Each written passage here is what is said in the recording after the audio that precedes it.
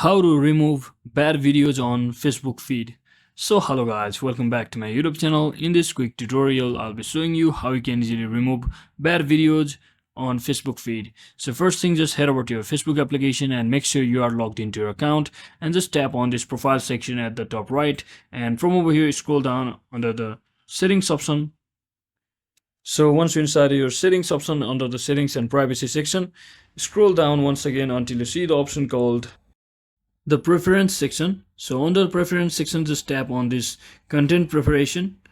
So once you tap on content preferences, you can see the option called reconnect or manage defaults. So just tap on this manage defaults, and you can click on this sensitive content over here and just click on this show less and click on save.